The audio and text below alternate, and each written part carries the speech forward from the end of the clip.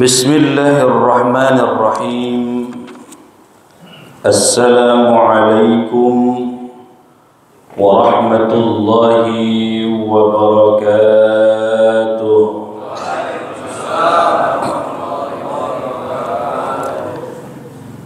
Alhamdulillahi wa kafa,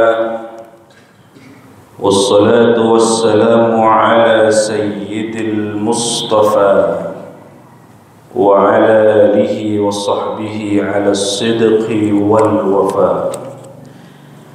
Ashhadu an la ilaha illallah wa ashhadu anna Muhammadan abduhu wa rasuluh, la nabiyya wa la rasula ba'da. Allahumma salli wa sallim ala sayyidina wa habibina wa syafi'ina wa maulana Muhammadin wa ala alihi wa sahbihi wa man tabi'ahum bi ihsanin ila yaumiddin. Raditu billahi rabban wa bil islami dina wa bi Muhammadin nabiyyan wa rasulah. Qalu subhanaka la ilma lana illa ma 'allamtana innaka antal alimul hakim. Amma ba'du, qala Allah ta'ala fil Qur'anil Karim, a'udzu billahi minasy syaithanir rajim. Bismillahirrahmanirrahim. شهر رمضان الذي أنزل فيه القرآن هدى للناس وبينات من الهدى والفرقان. وقال النبي صلى الله عليه وسلم من صام رمضان إيمانا واحتسابا غفر له ما تقدم من ذنبه. صدق الله العظيم وصدق رسول الله الكريم ونحن على ذلك من الشاهدين والشاكرين والحمد لله رب العالمين. Hadirin hadirat jamaah Masjid Nurul Iman yang dimuliakan Allah, alhamdulillah pagi hari ini kita sudah memasuki Ramadan yang ke-11, betul ya? Sama kita ya? Enggak ada yang lebih awal? Nah, sama, alhamdulillah. Nanti mudah-mudahan di akhir juga sama endingnya, tapi nampaknya agak beda ini. Kita lihat sesuai dengan keputusan pemerintah nanti. Hadirin hadirat yang dimuliakan Allah, pagi hari ini kita akan membincang terkait dengan Ramadan dan kebangkitan ekonomi umat. Jamaah sekalian yang dimuliakan Allah, Ramadan itu adalah jami'ah rabbaniyah.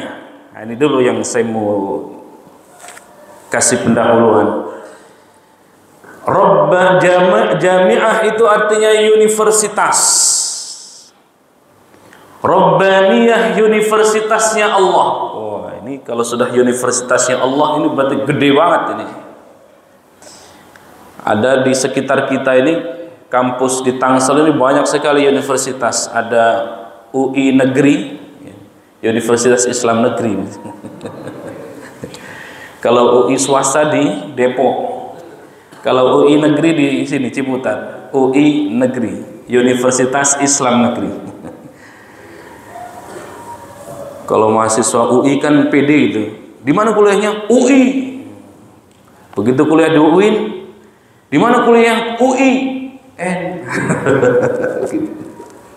Tapi sekarang Masya Allah semuanya sudah ada di UIN itu ya. Fakultas keagamaan, fakultas umum juga ada. Nah, jamaah sekalian yang dimuliakan Allah Subhanahu wa taala, jami'ah rabbaniyah artinya Ramadan itu sebagai universitas terbesar dari Allah Subhanahu wa taala. Kalau ada Ramadan yang universitasnya ada di bulan yang agung ini, bulan yang mulia ini, mestinya kita bisa memetik semua peristiwa ada di Ramadan. Mau jadi orang sabar, lihat di Ramadan. Mau jadi orang dermawan, lihat di Ramadan. Tapi jangan sampai dermawannya di bulan Ramadan doang, solehnya di Ramadan doang, qiyamul lailnya di bulan Ramadan doang. Maka Ramadan sebagai jami'ah rabbaniyah, dalam bahasa yang lain Ramadan itu syahrut tarbiyah, bulan pendidikan. Semua ada di Ramadan. Yang biasanya makan, Masya Allah, di bulan Ramadan jangankan yang haram, jangankan yang syubhat, yang halal saja kita tidak mau makan. Ya. Tadi pagi makannya apa? Sate? Enggak usah. Sudah hari ke-11 itu biasanya sudah seadanya. Ya, ibu-ibu. Begitu hari pertama, hari kelima sampai hari kelima, oh siapin rendang, siapin yang lain-lain. Sudah babak kedua, 10 hari kedua, wah ini apa adanya. Ya, jamaah sekalian yang dimuliakan Allah Subhanahu wa taala, hebat Ramadan. Kalau kita biasa memakan makanan naudzubillah min dzalik yang haram. Kita kemarin cerita di mimbar ini bagaimana kehebatan Imam Syafi'i. Betul? Masih ingat? Ya. Karena satu suap makanan yang masuk ke mulut kita, Bapak Ibu sekalian, kita ini tanggung jawab Bapak sekalian, termasuk ibu-ibu sekalian. Dapatnya dari bapak-bapak, yang mengelola adalah ibu-ibu. Jangan sampai masuk ke anak kita satu teguk, satu suap barang yang haram. Satu suap, satu teguk barang yang haram masuk ke mulut kita, maka menjadi darah dan daging. Itulah menjadi bara api nanti di hari kiamat. Masya Allah. Maka diharamkan masuk jasadnya kita ke surga. Bersihin dulu, dicuci, masuk ke sel dulu itu, ke neraka. Nah, jemaah sekalian yang dimuliakan Allah Subhanahu wa taala, yang biasanya siang kita makan halal, kita makan, begitu Ramadan kita jadi haram, nggak mau kita makan. Sate halal di bulan yang lain, begitu di siang hari di bulan Ramadan menjadi haram.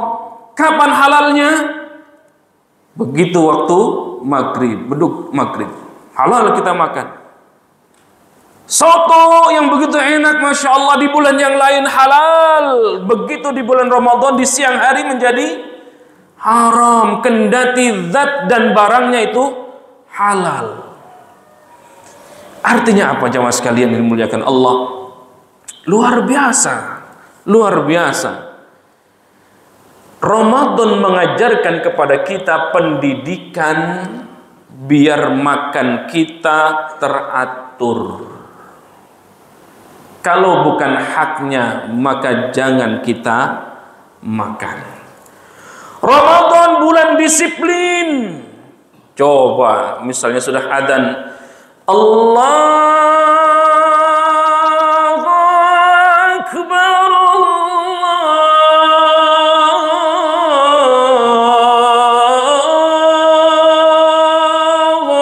Akbar.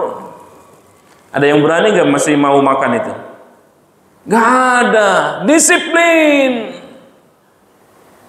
Begitu waktu subuh, ya ada 2 adzan. Ya, ada adzan.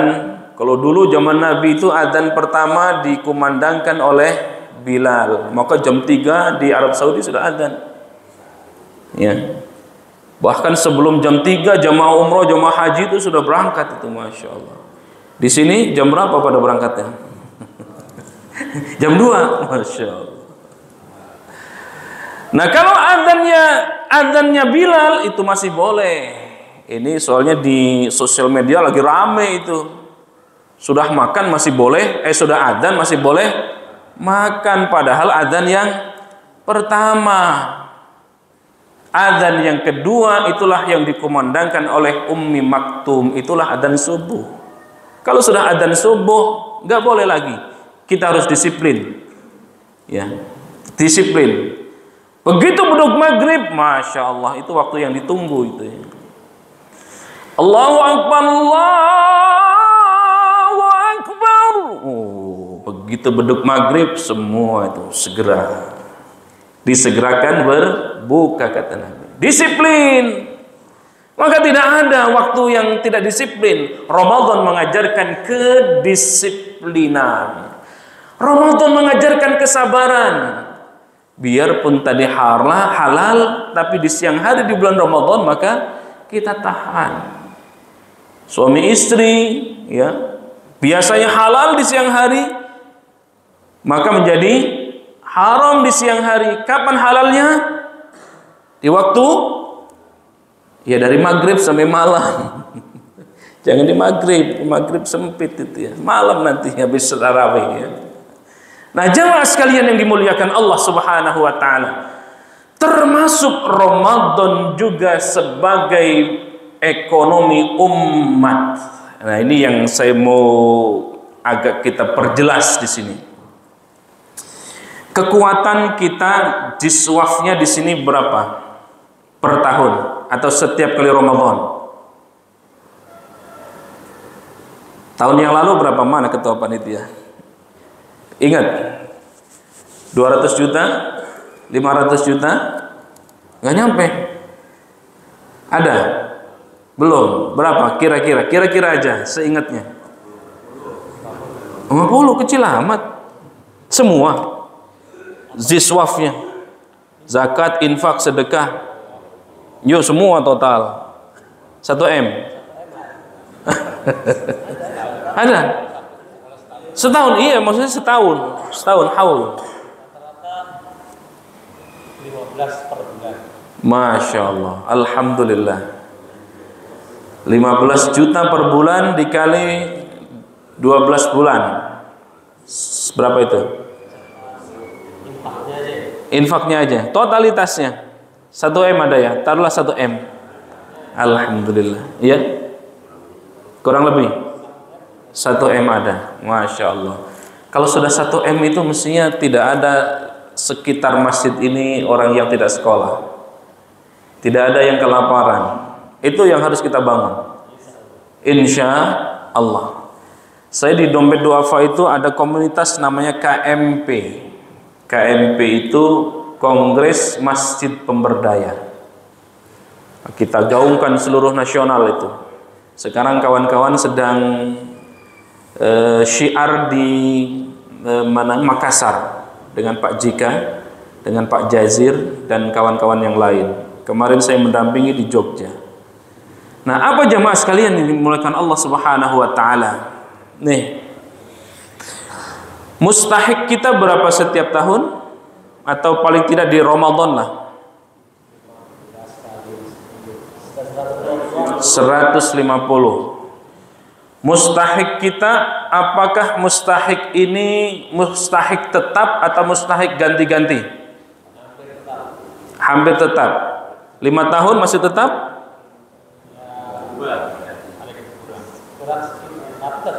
Masih tetap. Nah, baik.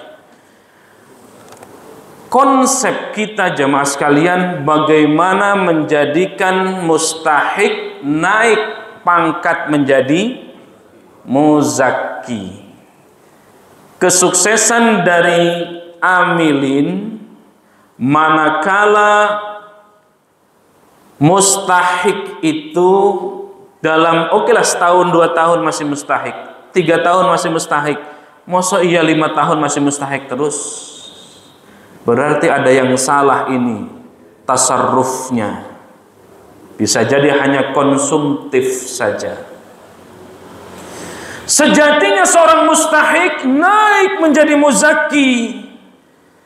5 tahun yang lalu masih mustahik, tapi tahun ini sudah menjadi muzakki. Di kita ini, terutama di Indonesia ini, memang tipe-tipe manusia, tipe-tipe warga kita, ya, di mana-mana senangnya menjadi mustahik. Ada BLT yang ngambil BLT pakai mobil. Iya. Pakai gelangnya, masya Allah. Ini masih mustahik atau sudah muzaki mesti yang begitu itu? Kalau di sini insya Allah tidak di Nurul Iman. Yang betul-betul mustahik, kita datangi ke rumahnya, kita santuni. Kalau yang belum punya rumah, dikasih rumah. Wah, kerjasama dengan Basnas. Kontak saya, Kang Subhan itu kawan dekat saya, sama-sama pengurus di ICMI Tangsel, ketua Basnas Tangsel. Ada program bedah rumah. Ada misalnya hafid Quran gak punya rumah, ajukan kerjasama. Ngeling gak las kita dengan Basnas? Harus ngeling ke Basnas Tangerang Selatan. Ini kalau kita sudah melakukan demikian, baru inilah kita akan bangkit ekonomi umat. Ini yang pertama. Yang kedua, warga kita ada berapa?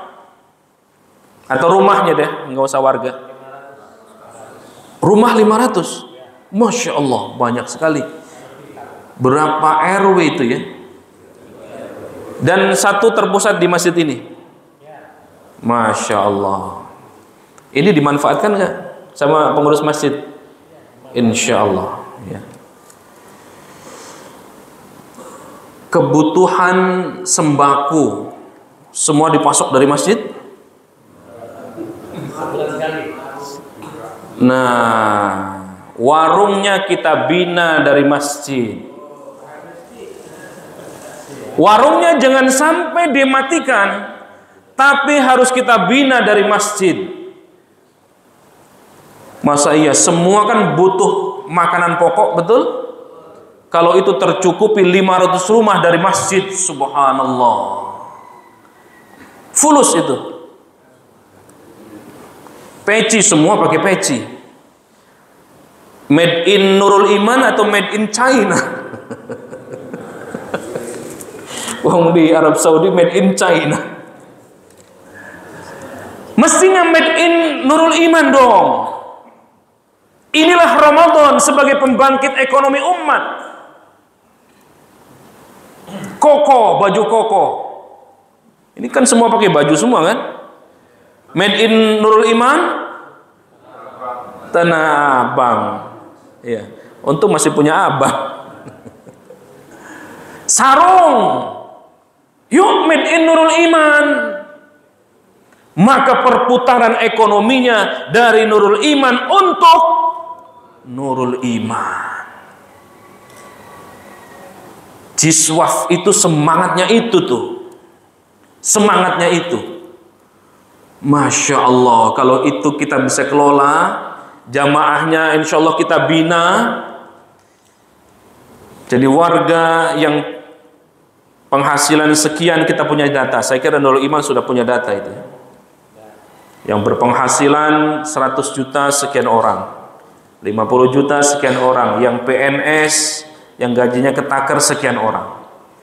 Ada yang tidak kerja sekian orang. Kita data semua. Kebutuhannya masjid ini sudah sangat cukup ini luasnya masjid ini. Maka kedepannya tidak ada lagi sekolah di Nurul Iman bayarnya dari umat oleh umat. Wah, kalau gerakan ini kita lakukan, subhanallah. Kita mulai dari Nurul Iman. Kemarin saya cerita di mimbar ini, gerakannya adalah gerakan penghafal Al-Quran. Masih ingat komplek satu hafid Al-Quran. Jangan berhenti sampai hafid Al-Quran. Jadi kalau menghafal doang tanpa ilmu yang lain, itu bisa sesat. Ya. Kok bisa sesat? Ya, bisa memahami teks Quran bisa berbeda-beda. Hafid Quran. Maka itulah yang terjadi. Pembunuh dari Imam Ali juga hafid Al-Quran.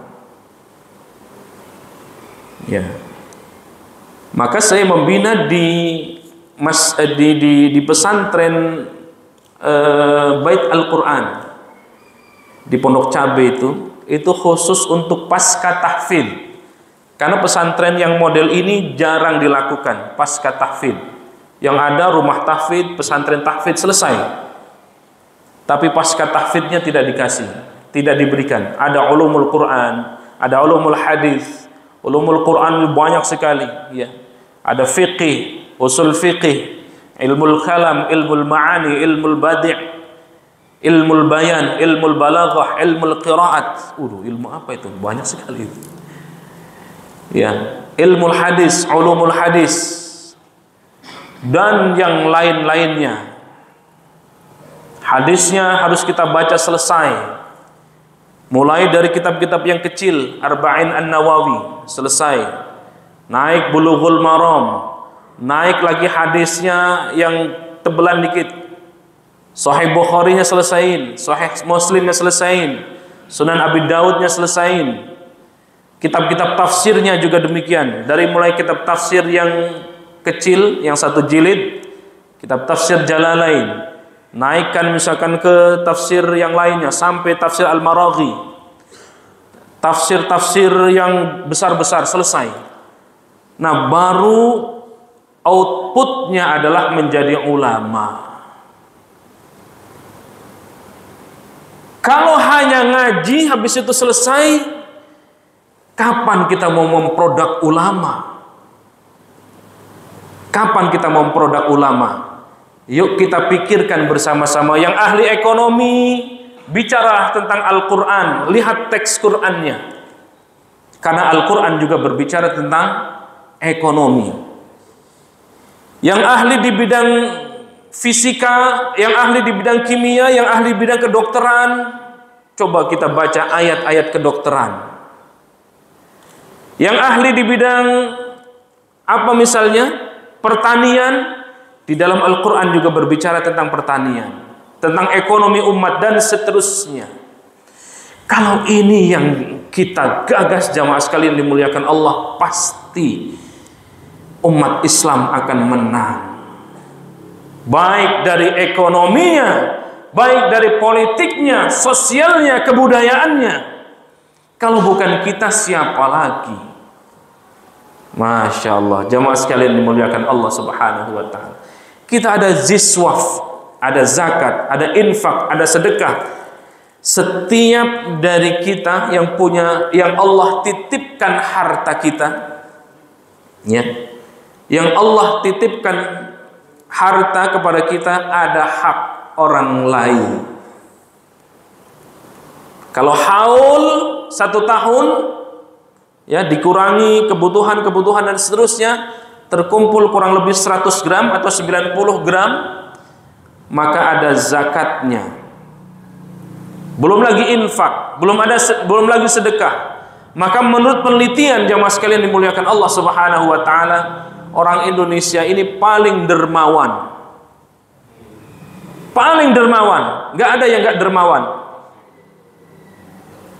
Disebutkan ayatnya saja sudah Masya Allah berbondong-bondong. Dan memang ini luar biasa. Mathalul ladzina yunfiquna fi sabilillahi kamathali habbatin ambatat 7 sanabila fi kulli sumbulatin 100 habbah. Wallahu yudha'ifu liman yasha'. Wallahu wasi'un alim.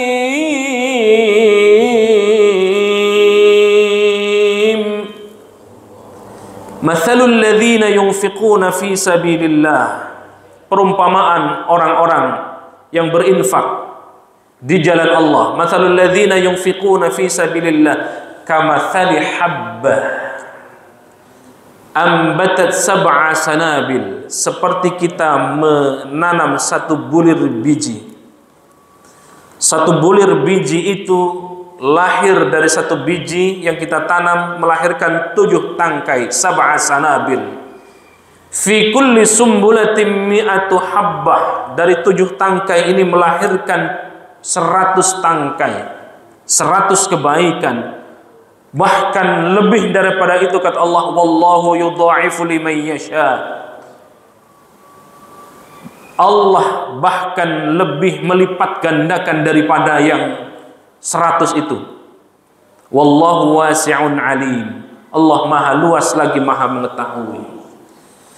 Ini kebaikan-kebaikan yang kita akan petik, kebaikan yang kita tanam, kebaikan yang kita pupuk. Pasti kita akan tuai kebaikannya. Kebaikannya tidak mesti dalam bentuk uang, Bapak-Ibu sekalian. Sehatnya kita di sini, nikmatnya kita duduk di sini, ini juga bagian rizki dari Allah Subhanahu wa taala. Coba bayangkan di tempat-tempat yang lain, ya, di tempat-tempat perang, belum tentu bisa nikmat. Biarpun sambil senderan, sambil ngantuk-ngantuk dapat pahala. Masya Allah. Ya. Maka Ramadan itu yuk kita jadikan gerakan sebagai gerakan ekonomi umat, memikirkan kalau kumpul kita bersama, kita bersatu bersama-sama, kita bisa menyelesaikan persoalan bangsa ini. Mulai dari komunitas-komunitas kecil, kita besarkan menjadi snowball yang gerakannya itu gerakan umat. Kita tahu bahwa yang menerima zakat itu ada 8 asnaf. Ayat 60 surah At-Taubah, innamas shadaqatu lil fuqara wal masakin wal 'amilina 'alaiha wal mu'allafati qulubuhum wa fir riqab wal gharimin wa fi sabilillah wa banis sabil fariidatan minallah wallahu 'alimun hakim. Jelas ada tafsir yang belakangan ini juga mulai dikembangkan jamaah sekalian. Namanya tafsir mustad'afin. Mustad'afin ini kemarin saya diskusikan di kampus. Bagaimana gerakan mustad'afin ini umat Islam tetapi yang rahmatan lil alamin. Di sekitar kita semuanya muslim atau ada yang non muslim? Ada yang non muslim. Ada komunikasi kita dengan mereka? Ada, alhamdulillah. Mustad'afin di sini para ulama mutakhirin belakangan ini mulai menerjemahkan bukan hanya kepada du'afa, fuqara, masakin, tidak. Termasuk yang mustad'afin ini juga termasuk orang-orang yang minoritas.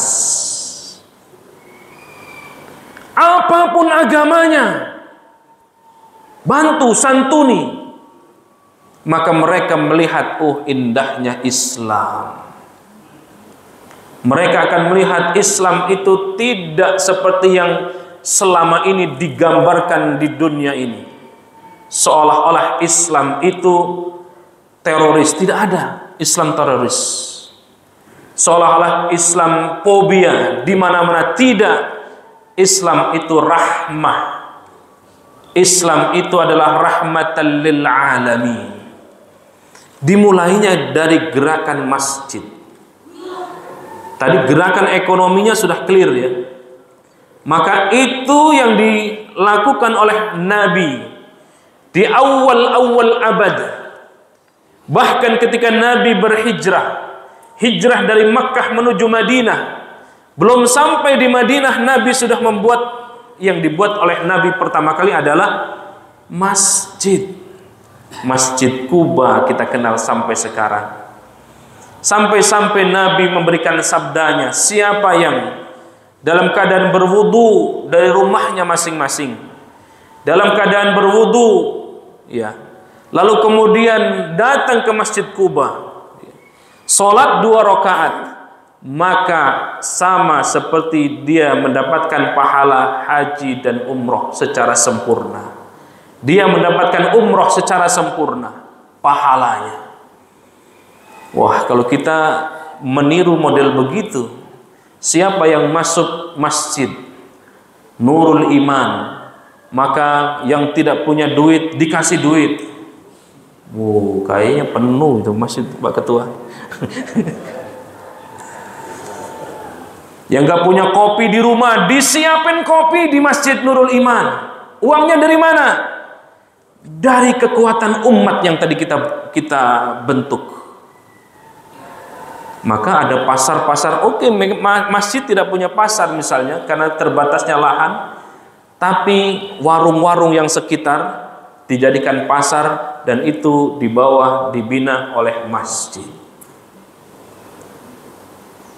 Kan semua banyak ahli ini, tukang jahit banyak ya, yang menyediakan semuanya dari masjid. Tempat cukur, wah tempat cukur tuh jangan kira itu. Siapa yang tukang cukur di sini? Masya Allah.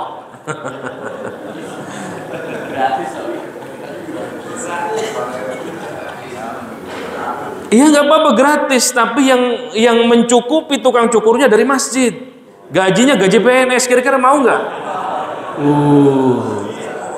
Kita membayangkan ke depan begitu tuh, Masjid Nurul Iman 10 tahun, 20 tahun ke depan begitu.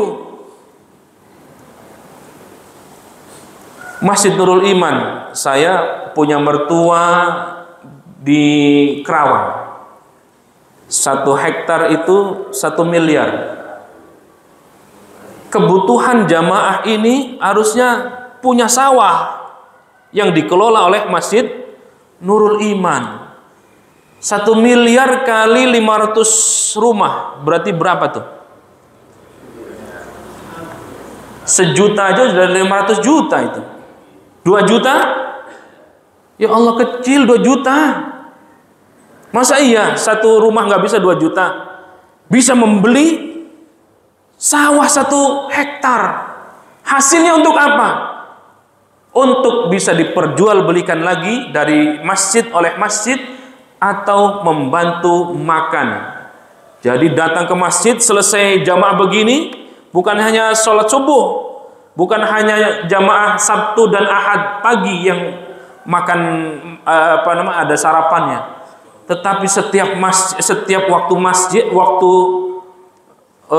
sholat ada masjid, ada makan yang disiapkan oleh masjid. Kira-kira rame nggak kalau begitu tuh? Masya Allah. Ini bukan hanya anak-anak, orang tuanya juga senang. Kalau yang gratisan biasanya senang. Subhanallah. Ayo, Ramadan momentum kebangkitan umat. Sekarang sedang membangun apa nih di masjid? Madrasah. Subhanallah.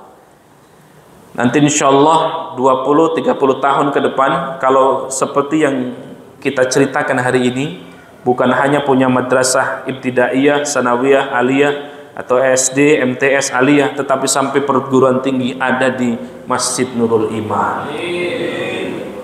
Gratis. Masya Allah. Enak kalau ngomong.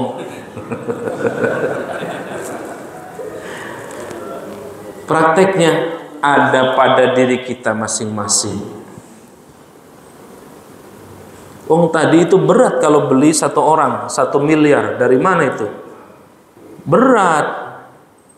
Kalau bukan pengusaha atau ngumpulin lama gitu. Tapi kalau berjamaah 2 juta per orang, tadi 500 rumah, sebulan gerakan itu selesai.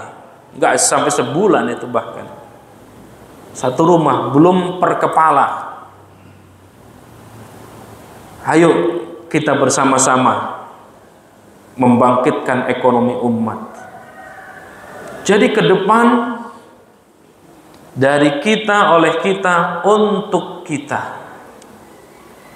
Bukan hanya kita berpikir untuk hari ini atau 1 tahun, 2 tahun, tetapi untuk 10 atau 100 tahun yang akan datang. Gerakannya ada dari masjid.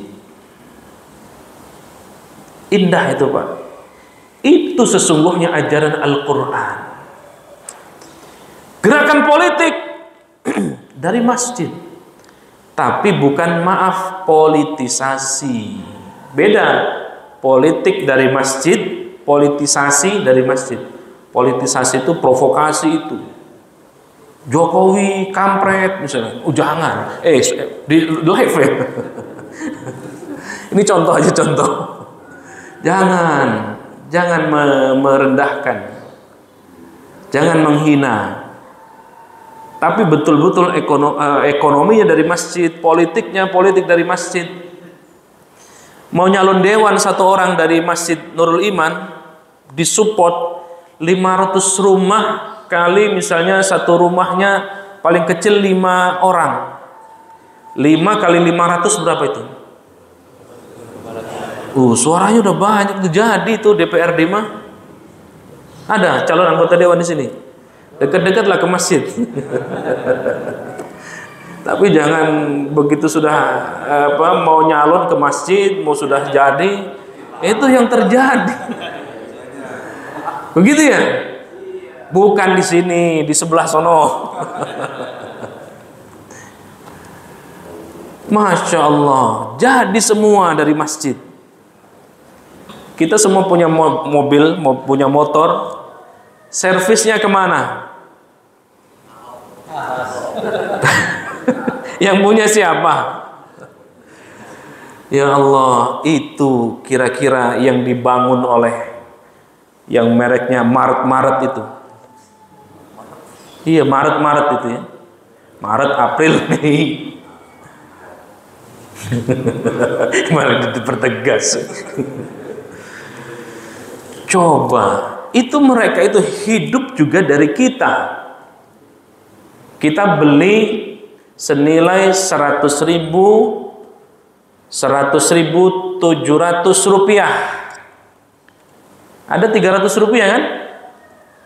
Biasanya silakan Bapak Ibu mau disedekahkan atau kemana gitu. Kalau 300 rupiah kali 1.000 orang, berapa tuh? Berapa? 300 perak kali 1.000. Berapa? 300.000. 1.000 orang. 1.000 orang 300 rupiah. Masa 300.000? 300.000. Ya kali misalnya 10.000. Senasional. Gede juga Pak. Gede juga. Yuk, itu ajaran Quran. Berjamaah. Kita belajar dari sholat. Kita belajar dari puasa. Kita belajar dari nilai-nilai ajaran Islam. Maka insya Allah kekuatannya ada di masjid. Dan insya Allah kita semuanya menjadi bagian dari harokah itu. Al-harokah barokah. Gerakan-gerakan yang kita lakukan itu insya Allah menimbulkan keberkahan dari Allah Subhanahu wa ta'ala. Ini yang disebutkan oleh Nabi, ada rijalun muta'allaq bil masajid. Ada satu golongan di antara 7 orang yang lain, golongan yang lain yang akan masuk surga Allah Subhanahu wa ta'ala manakala hatinya selalu terpaut kepada masjid, fikirannya terpaut kepada masjid, gerakannya pengen gerakan masjid, sehingga semua gerakannya gerakan masjid. Dialah orang yang menjadi satu golongan di antara 7 golongan yang lainnya yang dijamin masuk surganya Allah Subhanahu wa ta'ala. Mudah-mudahan kita bagiannya itu. Jangan pengurus masjidnya direcokin mulu, diomelin mulu, benernya juga diomelin, salahnya apalagi. Oh betul. Yuk kita sama-sama. Ini rumah Allah, Baitullah. Maka gerakan itu harus kita dukung. Kalau baik kita dukung. Kalau tidak baik kita ingatkan. Kita ingatkan. Itu yang terjadi kepada rekening. Kalau kita baca, ada rekening tertua. Rekening itu adalah rekeningnya Utsman bin Affan. Orangnya boleh jadi sudah tidak ada, 14 abad yang lalu sudah wafat, tapi nilai keberkahannya, nilai kemanfaatannya bisa kita rasakan sampai hari ini. Inilah yang disebutkan oleh Rasulullah SAW. Kendati kita ini sudah wafat, ada nilai kemanfaatan jariyah. Amal jariyah itu amal yang terus mengalir melalui 3 hal. Shadaqatun jariyah, yang tadi saya ceritakan itu bagian dari sedekah jariyah. Waladin salih yad'ulah, anak-anak yang saleh yang senantiasa mendoakan kita. Ya, ilmun yuntafa'u bih, yang ketiga adalah ilmu yang bermanfaat. Ilmu yang kita punya. Jadi ke depan tidak perlu dihadirkan model saya begini, tapi dalam kultum-kultum, kuliah-kuliah, pengajian-pengajian, hadirkan dari kita saja. Atau bolehlah sesekali dari luar, atau Sabtu Minggu. Ini kan ahli-ahli semua. Beliau di Kementerian Keuangan suruh berbicara tentang bagaimana ekonomi umat, ya, keuangan dalam perspektif Al-Quran. Ada lagi di bidang kedokteran, berbicara tentang ilmu kedokteran, kaitkan dengan Quran, dengan sunnah. Ada lagi yang di bidang, mungkin di bidang-bidang yang lain juga kaitkan. Yuk, gerakannya kita mulai dari gerakan dari masjid. Dan itu yang dilakukan oleh Rasulullah SAW. Spirit Ramadan, jamaah sekalian, kita jadikan momentum. Sudah tidak ada lagi yang tidak sabar, ya, yang marah-marah, tahan amarah. Kata Nabi, la taghdab.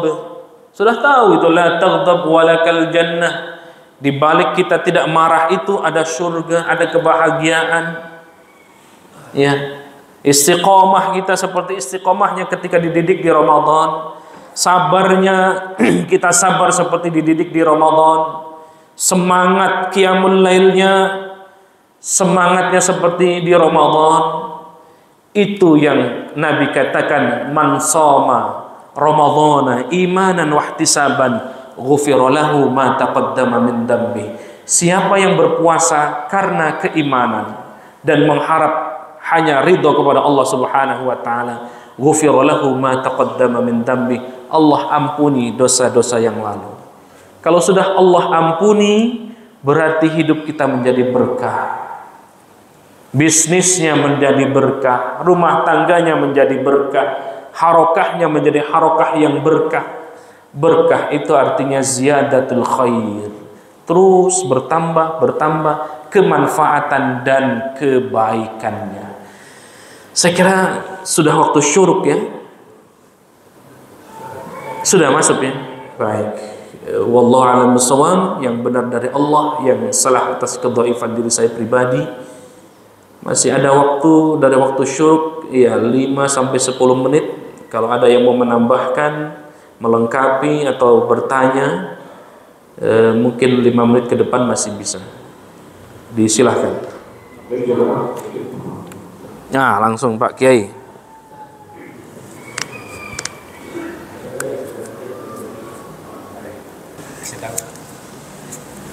Assalamualaikum warahmatullahi wabarakatuh. Waalaikumsalam.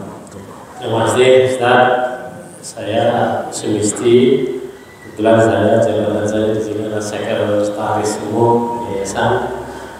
Sebetulnya konsep itu sudah ada dan konsep itu dikonsep oleh guru kami, yaitu Kiai Haji Abdullah Muhammad Al-Maru.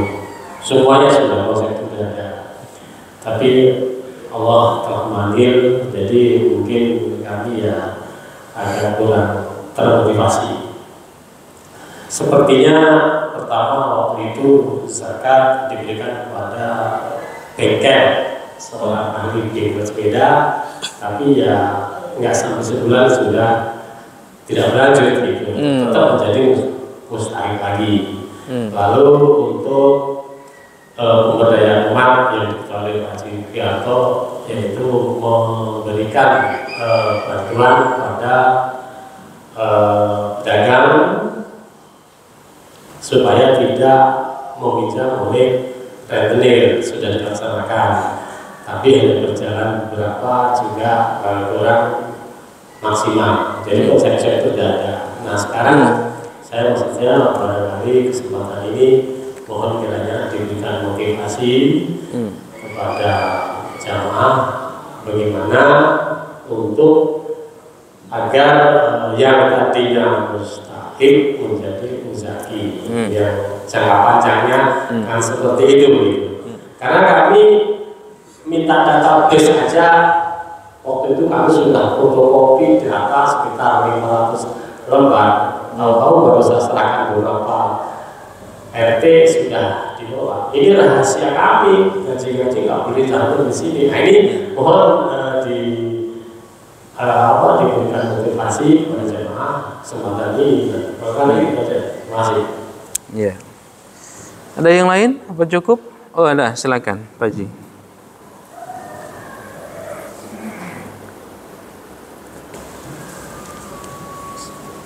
Bismillahirrahmanirrahim. Assalamualaikum warahmatullahi wabarakatuh. Waalaikumsalam. Ini pembicaraannya tertarik sekali saya mengenai pemberdayaan umat tadi, pertumbuhan ekonomi. Hampir di sini itu yang mustahil hampir ngantong banget saya. Jadi nggak ada perkembangan sampai 5 tahun ya tugasnya begini terus saja. Kata tadi Pak Kiai tadi kata yang salah yang membangun umatnya di sini. Itu saya akhirnya terketua hati saya yang kadang-kadang yakin juga di kita ini seperti itu. Nah, inilah yang utama pula untuk membangkitkan ekonomi umat itu. Memang kita harus perlu belajar juga. Ternyata kita ngakuin bahwa ternyata kemalasan dan kedisiplinan kita itu tidak ada. Hampir ada tapi nggak seberapa. Jadi kalau sudah mungkin kalau namanya sistem usaha apa tadi disampaikan tadi, kalau dikasih sekali bangkrut ya sudah nggak usah bangkrut, ya udah nggak usah.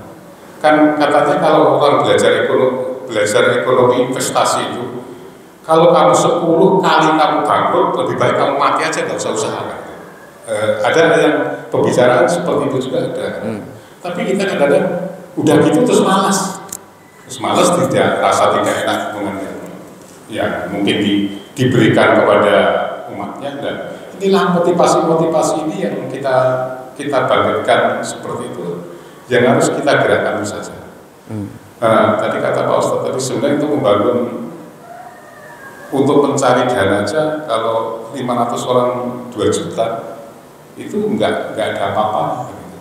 Nah disitulah yang kemalasan itu gimana untuk membangkitkan hal seperti itu Pak Kiai. Terima kasih. Ini yang ya cukup. Ada lagi? Satu lagi. Ya terakhir ini ya, dari Bunda ada nggak? Terima kasih atas waktunya. Assalamualaikum warahmatullahi wabarakatuh. Waalaikumsalam.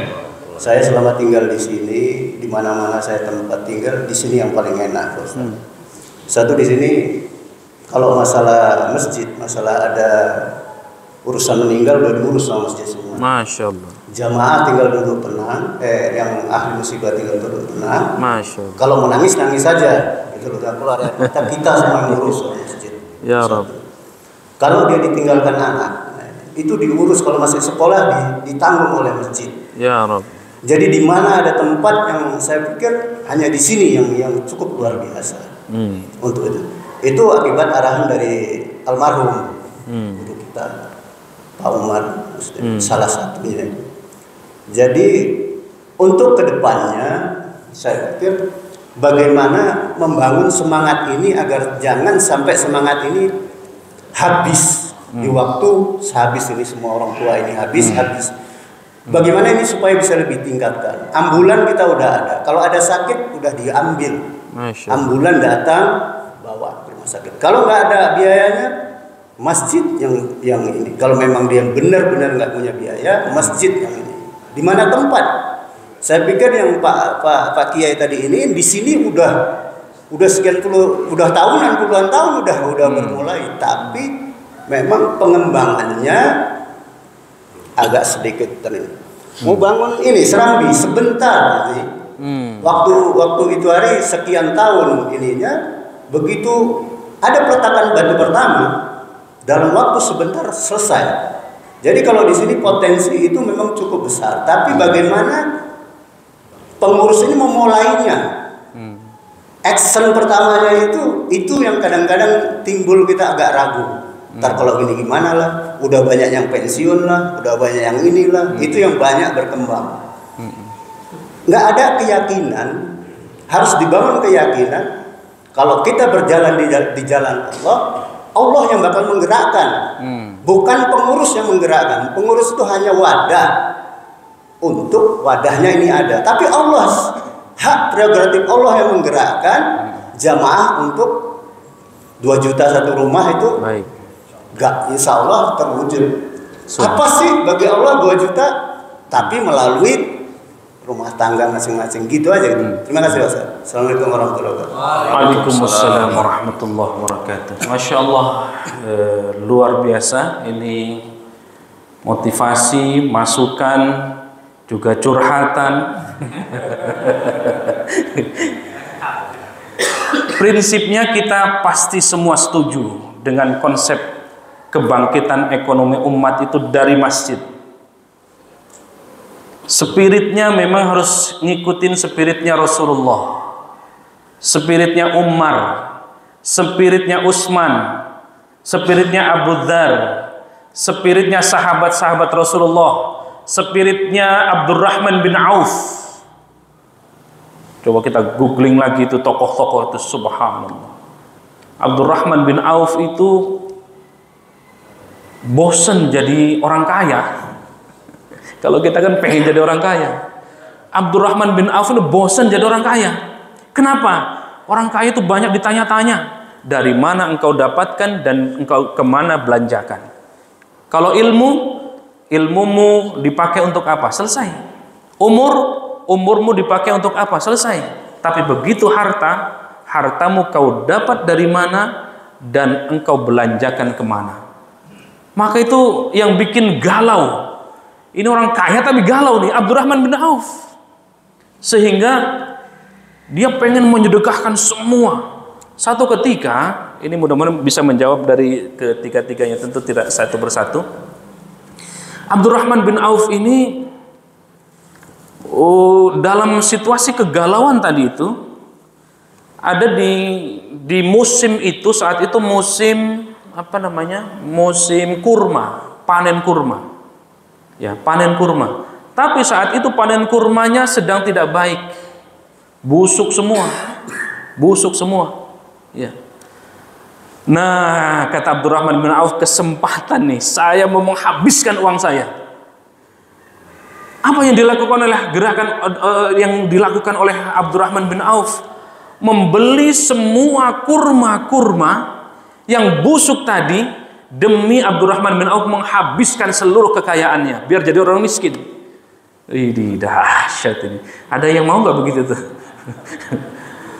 Maka dalam perang Tabuk itu, masya Allah, semua sahabat-sahabat itu, kita ini dalam kondisi kekurangan. Ini lagi paceklik dan panas. Udah saya semua ya Rasul, kata Utsman bin Affan. Harta saya semua, kata Abu Bakar, saya separuh dari harta saya. Luar biasa itu. Ada nggak yang sampai begitu tuh? Nggak usah, ini satu bulan gaji saya wakafkan buat masjid Nurul Iman. Kayaknya nggak kelaparan kalau 1 bulan mah. Di deposito masih banyak. Kelaparan nggak kalau sebulan kita gaji, kita kasih ke masjid? Kayaknya enggak tuh. Itu spirit dari Abdurrahman bin Auf. Itu spirit dari Abu Bakar, spirit dari Umar, spirit dari sahabat-sahabat yang lain.